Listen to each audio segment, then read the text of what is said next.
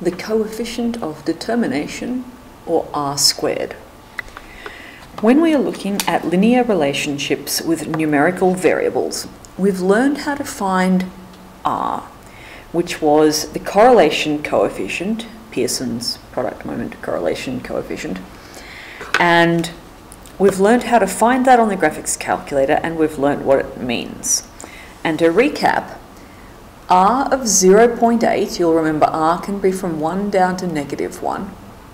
The direction talks about the direction of the relationship between the two variables, so this is a positive relationship. And the closer it is to 1 or -1, the stronger the relationship is. So that is R. It tells us how strong a linear relationship is between two variables. Now, R squared can be calculated from R by squaring it. And R squared is what's called the coefficient of determination. What that does, and we'll need to go over this a few times,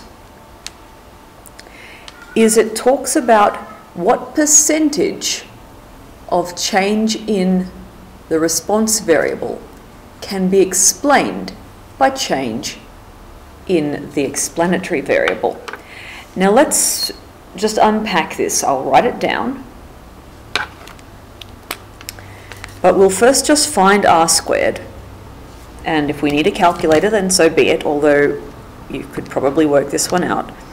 0.8 squared is 0.64. And we can write it as a percentage, which means we times by 100. So 64% for this particular relationship here. Now, writing down what R squared says.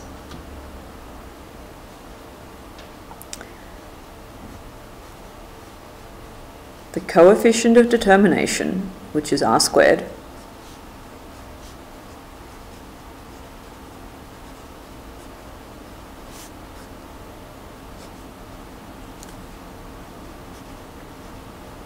so as a percentage,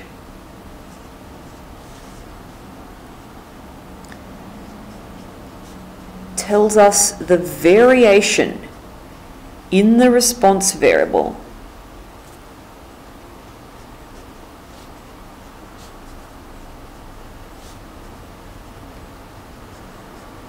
that can be explained by variation in the explanatory variable.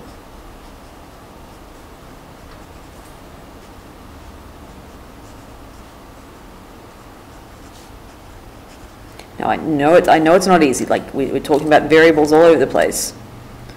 Let's unpack it.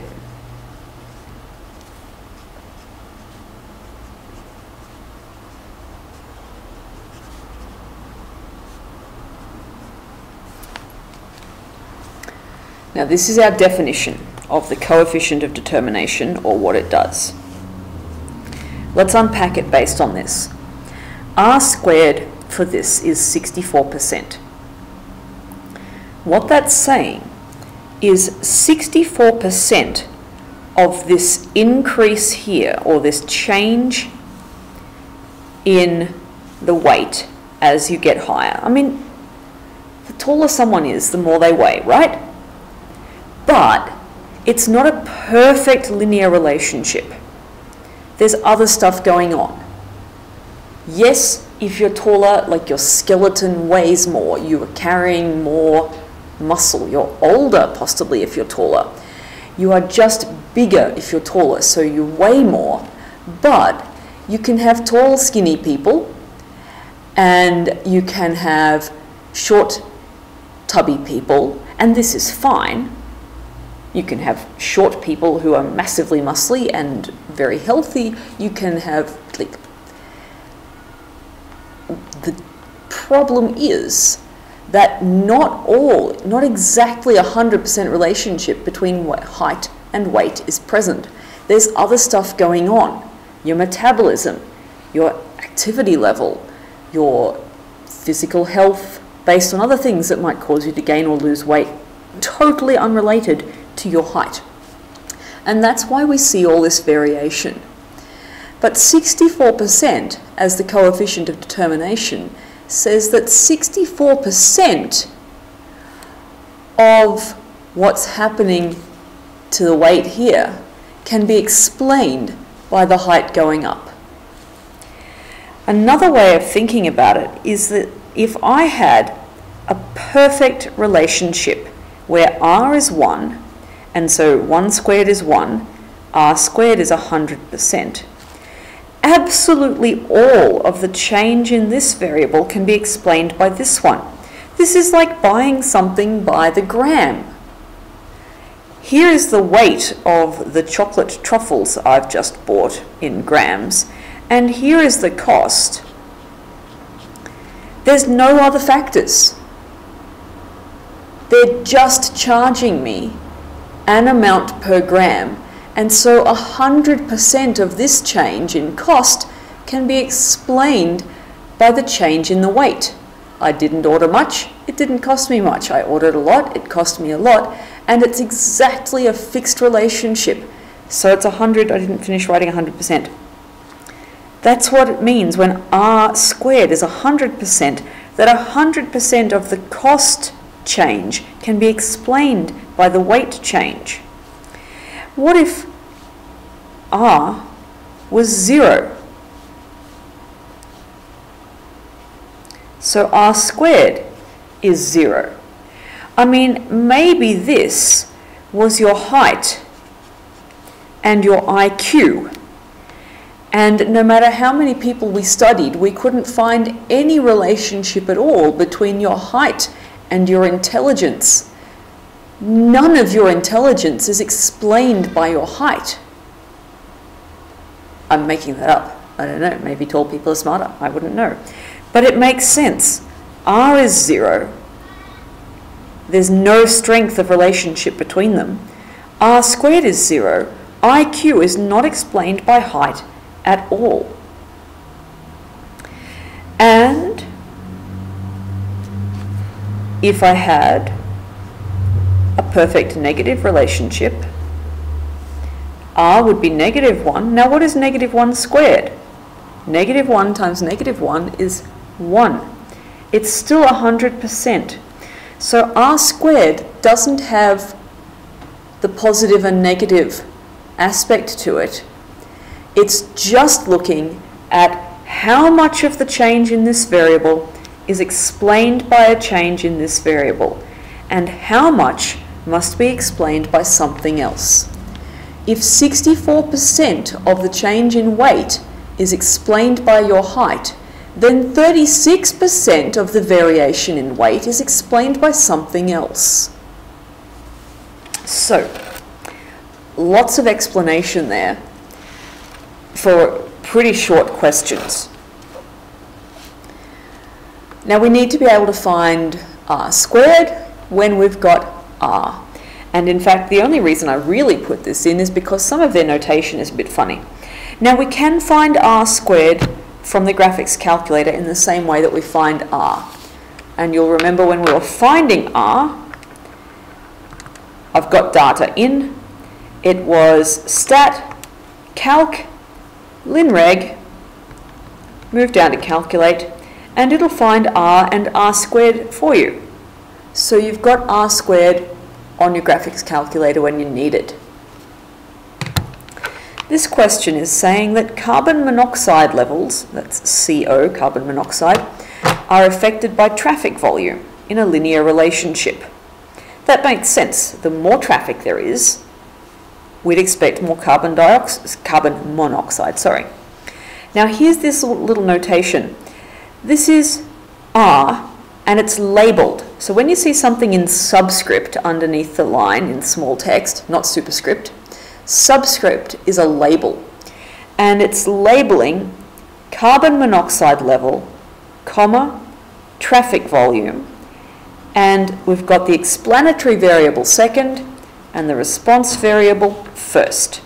So if we're worried about how that labelling happens, R, RV, EV. But I don't think I'll ask you to write it in that notation, it's just that you'll see it in the textbook. So they're saying R, the correlation coefficient, is 0.985. So that is a positive, strong linear relationship. Find and interpret the coefficient of determination as a percentage. So there's three things here. Find, make it a percentage, and interpret. So to find R squared, that's pretty easy. R is 0.985, so R squared is 0.985 squared, which is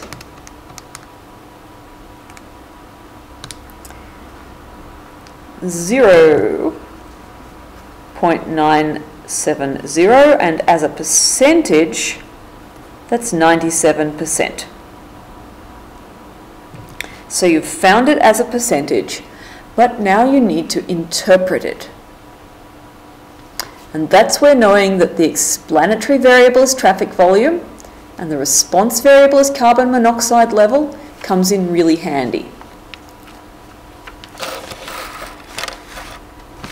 Sorry about moving things around here. I hope you can read all that. I should have zoomed in a little more. Sorry, I'll do a really analog zoom there. So we have to explain what this means. 97% of the variation in the response variable. So go back to this one. The variation of the response variable, how much of that can be explained by variation in the explanatory variable? 97% of the variation in the response variable, that is carbon monoxide level, can be explained by variation in the variation in the explanatory variable, that is traffic volume.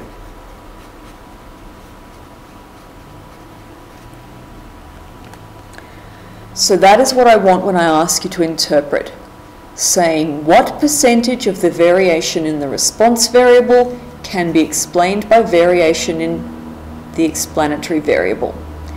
It still doesn't say it's causative. It's still not saying that higher traffic volume causes increased carbon monoxide. It probably does. It looks really obvious, but we would have to do tests to make sure that this was the case.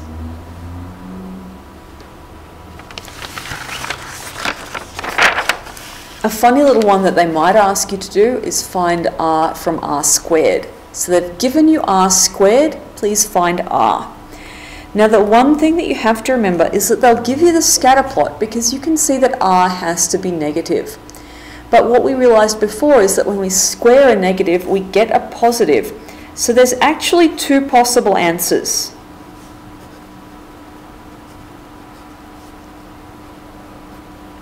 Two possible R values. You find the square root. R equals the square root of 0.5210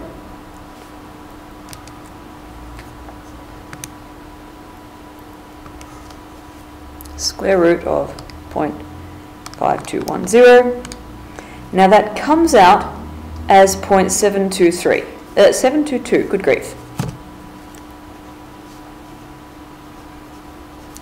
But that could have been negative, so you can actually say plus or minus the square root, and because you can see that R is negative, you know you have to choose the negative option. It's been a really long video already. You're welcome to stop here. I've got another example of calculating and interpreting R squared if you want it, but at 15 minutes you really don't have to watch this.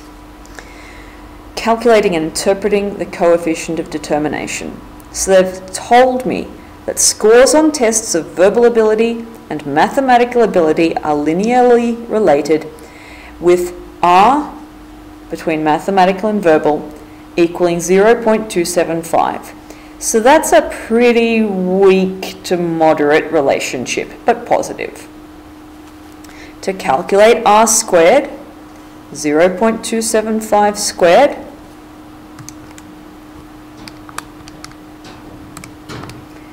(0.756).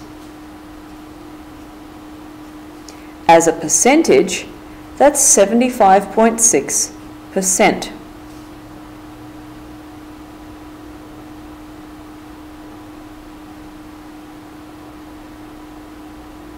No, it's not. Because I wrote that down wrong, I missed a 0. 0.0756. That's 7.56%. Sorry. That's not very much.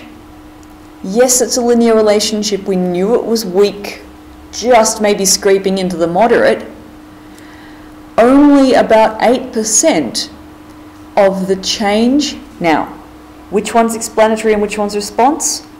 Explanatory, response. So if I'm interpreting only 7.56% of variation in the response variable, mathematical ability,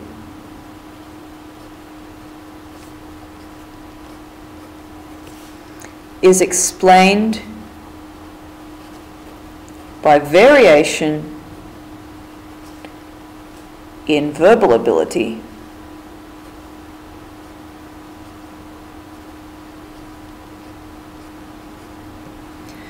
now, probably a good idea here to say that this is not a good predictor of this.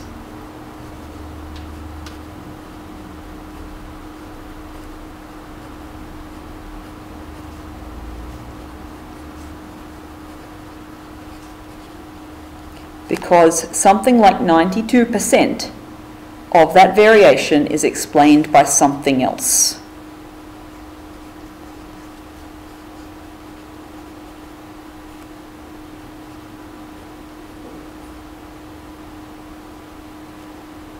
Oh, actually, it's the other way around. That's not a good predictor of that. I'm sorry, this was not a fun example. I did my best.